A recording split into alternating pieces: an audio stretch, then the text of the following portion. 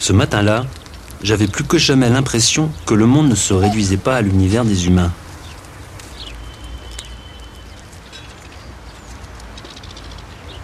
J'espérais une rencontre d'un type nouveau qui me conduirait dans une autre dimension.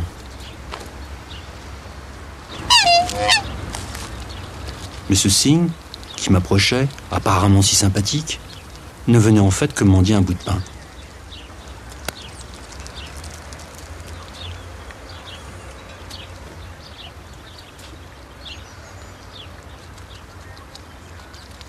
C'est alors que je vis, bavant sans vergogne sur ma veste, une limace. Elle voguait dans les plis du tissu, comme sur les dunes du Sahara. Sa nudité, sa fragilité, son impuissance à se défendre étaient touchantes.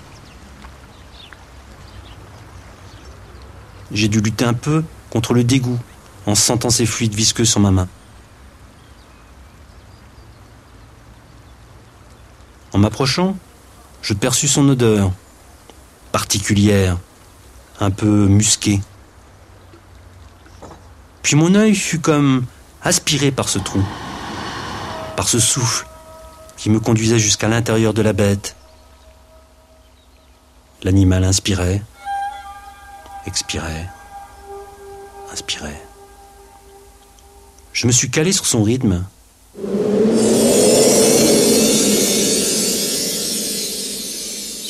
Et j'ai oublié tous mes rendez-vous.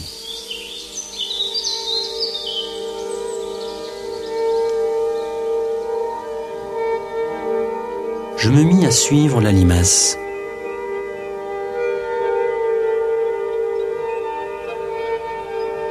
Je n'ai pas tout de suite compris les vertus de la lenteur, les subtilités de l'inertie, ni l'énergie que suppose la mollesse.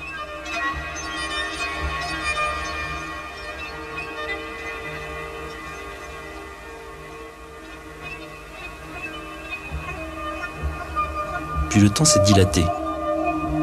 Et comme elle, je me suis mis à voir les plantes pousser autour de moi.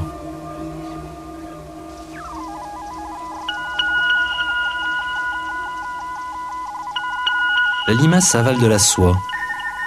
Elle respire de la soie. Et s'en habille même parfois involontairement. Elle semble connaître tous les petits secrets des araignées.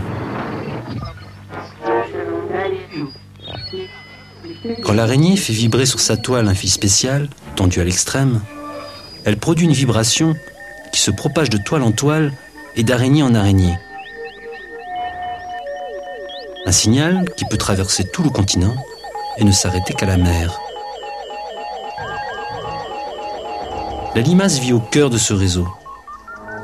Certaines de ces vibrations lui indiquent la météo avec une précision dont elle serait incapable seule. C'est ainsi qu'elle anticipe les mauvaises rencontres et qu'elle évite les coups de soleil, malgré sa lenteur. Cette lenteur, je l'adopte moi-même aux côtés de la limace.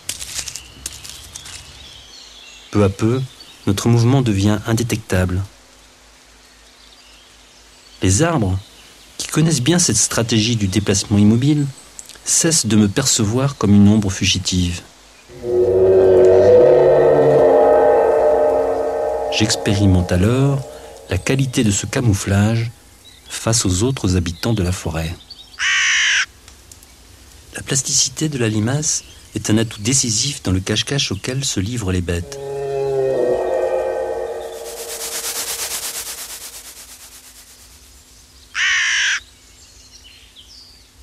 Un seul bruit, un seul geste, et nous finissons dans l'estomac de la salamandre.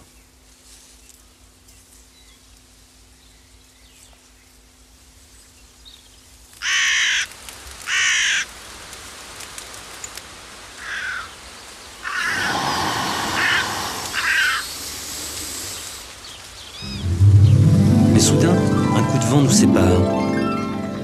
La limace me prend de vitesse.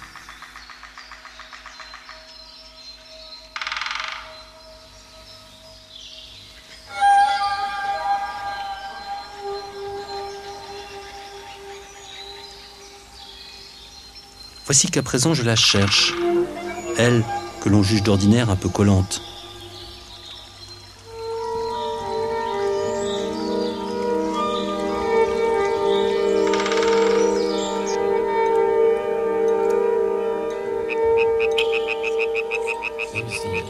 Les vers de la forêt sont peu enclins à l'action collective.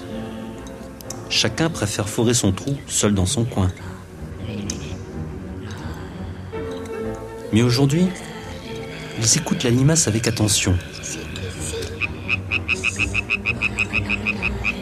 Même si certains n'ont pas l'air d'accord.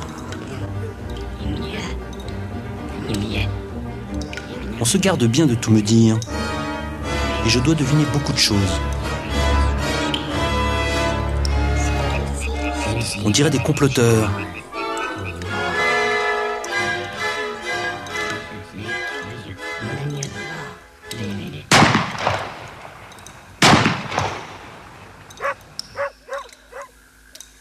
Une alliance en péril d'ailleurs.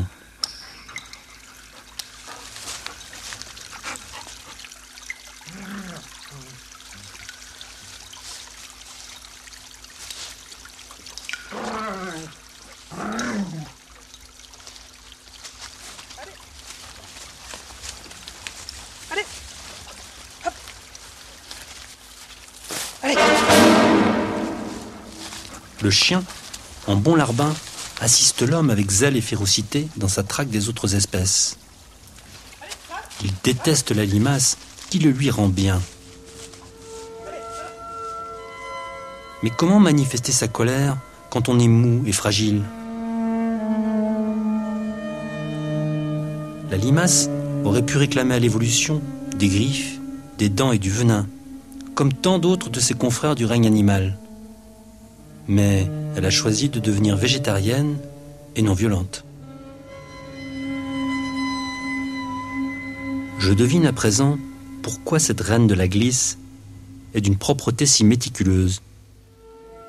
Sa peau hypersensible doit rester constamment lisse et bien huilée pour maintenir l'aérodynamisme de sa ligne.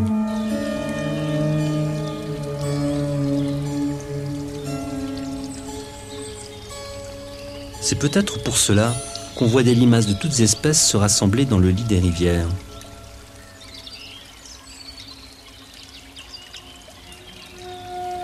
Une fois propre, ma limace exprime sa joie de vivre. Son chant se mêle à celui de ses compagnes.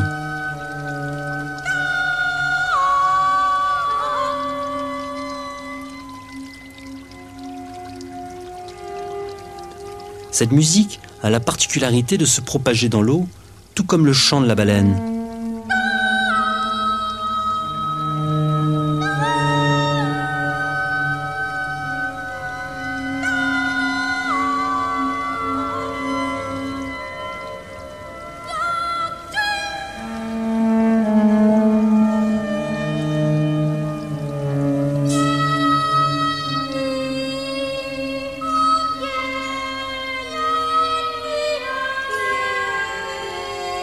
Ces voix mélodieuses sont sans doute à l'origine des légendes qui racontent que des créatures mi-femmes mi-bêtes attirent au fond des torrents l'alpiniste ensorcelé.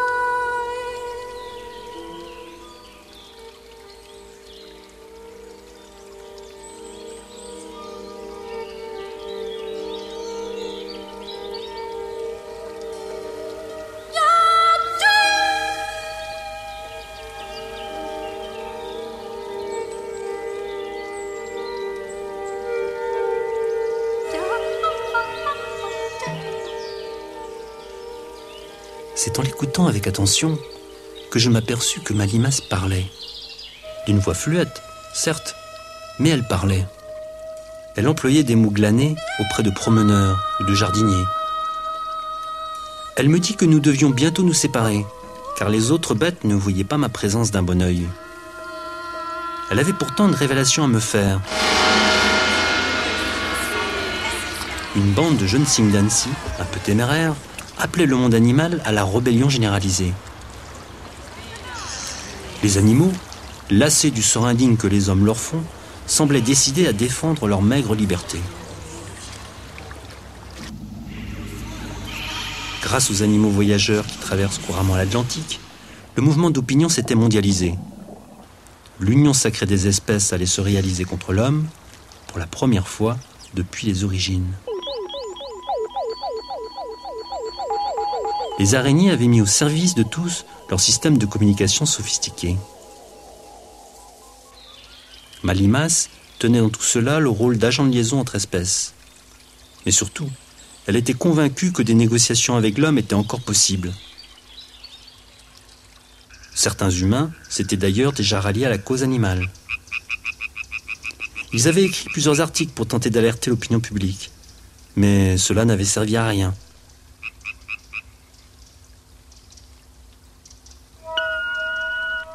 Par contre, si j'avais l'occasion de rencontrer un homme politique important, ou de le devenir moi-même, mon intervention pourrait s'avérer décisive.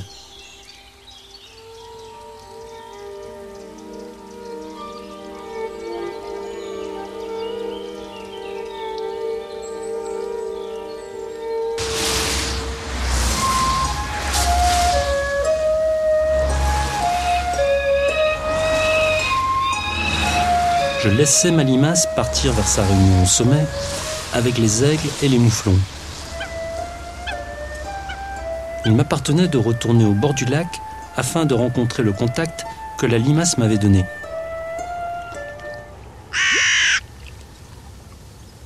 Un rat philosophe qui m'en dirait plus.